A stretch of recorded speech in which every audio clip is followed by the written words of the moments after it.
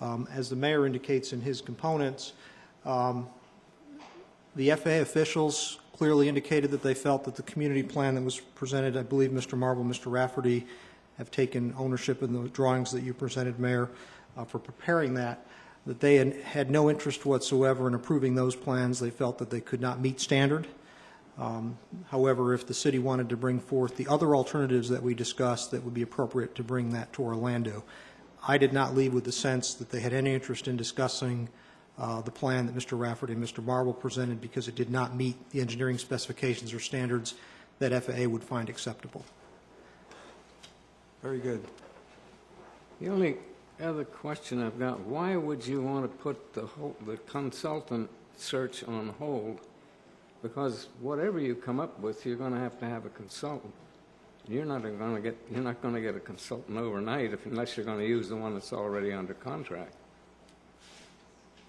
It's a call that could go either way. My feeling was that in asking the consultant to do something, if we had more guidance from the FAA as to what they might allow, then the consultant could start working within those parameters. So I felt it was worthwhile to hear from the FAA in Orlando as to, for example, if they were really going to be saying to us in words of one syllable, you can move the takeoff area closer to the intercoastal and put in the EMAS, and that will help solve the problem you're talking about, or that will solve the problem from our point of view, then that's what we would tell the consultant to do, is what it amounts to. So that it doesn't matter to me. You could go ahead, but I do think the consultant is probably going to want to get any guidance from the FAA that they might have, and so that would be our job to talk with them and bring back any information to help guide that plan. Well, I'm assuming it's going to take some time to locate the consultant that you want. And I don't think that ought to be put on hold now. In terms of giving him an assignment, yeah, obviously you can hold that up till you know what you're going to assign to him. But the idea of just putting on hold, even looking for one, I think that's just going to make the whole process take longer. No, if we change their scope of work, they're not going to. You got to tell them the scope of work that they're being hired for. So, I mean, we either go with what we've already approved as the scope of work and not put it off again, or we're just going to be spinning our wheels forever and a day. And to go up there and discuss what they're going to shoot down anyways is just mind-boggling. Mm-hmm. Yes? I'd like to make a motion that we send a small committee together with yourself to Orlando to further discuss the alternate layout plan and related work as proposed by Mr. Jim Marble and Mr. Rafferty. Along with the individuals you mentioned, Mr. Marble and Mr. McKeon, I'd like to suggest that Mr. Chuck Schmealer and Mr. Mike Rafferty be invited to accompany you on that trip to Orlando. Yes, just to set the record straight, it was Marble or McKeon, not both. Oh, okay. And I did talk with the city manager about this. I feel as though I would defer to him on the size and composition of the delegation because he is, in this sense, the CEO leader, and I'm there as a policymaker in our meetings in Florida. I mean, in Washington.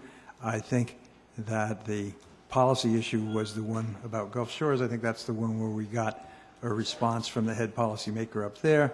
He understood the issue and said he thought we ought to pursue these avenues. As to Mr.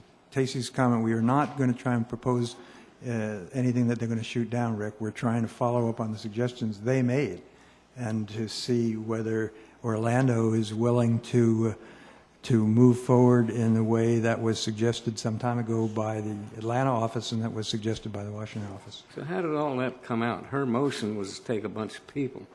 You're saying now, I'm not excited about you taking anybody. yourself, the city manager, airport manager, seems adequate to me. But if you want to take somebody else, fine. But she listed a whole bunch of people. Well, that was my suggestion originally, but I'm open to an alternate plan. That's why we bring it before you. And Mr. Mayor, I'll second that. I'd like to observe that, as we all well know, this is one of the primary issues dividing the community, and we need to move to try to settle this. It seems to me it behooves both sides to talk to each other. And for those who like what MEA has done and are satisfied with what they have done, I think in the sense of goodwill for the community, you may not like the ideas that have been put forth by Mr. Marble and Mr. Rafferty and Mr. McKeon and others, but at least give them a chance to say their piece, to get it on the table. It seems to me we would be going a long way in achieving that end if we could have a representative group like that attend the meeting in Orlando. Well, I'd like to support your trip, Mayor. thank you. But I don't like for you to take, and I don't know that I can vote for you to take a delegation. I understand. I do understand, and it's one of the reasons I turned to Marty and asked him earlier today, what would you like to do about this? I'm very grateful to Mr. Smealer and his associates in the Venice Area Business Association for working cooperatively. He and Mr. Marble and et al. Came to a common agreement with regard to the one quadrant of the airport, the northwest. They had some difference. The plan, as Mr. Schmealer explained it to me, was that they would go with the RPZ on the other three parts of the runway as in the MEA plan, but they would like to see something done about the northwest quadrant. So my feeling was that those two plans are not really in conflict. It's not a question of either or. It's a question of us saying to the FAA, here's what our citizens think, here's plan A, here's plan B. Both of them agree that we ought to do something about the Gulf Shores project. And so I would like to really explore my vision of what we would be doing there, whether we go just Marty, Fred, and myself, whether we go with other people. Would not be really arguing with the FAA, but asking them how best we can achieve our purpose. And my whole purpose in this, I think it's the purpose I've heard Judge Moore express at other times, I think other council members have expressed in public meetings, is we want to try to get around the problem with Gulf Shores. Judge Moore said, I think in a public meeting earlier, that that was the reason the council turned down the MEA plan in the first place. It was because they didn't feel comfortable with the RPZ in the Gulf Shores area, previous council.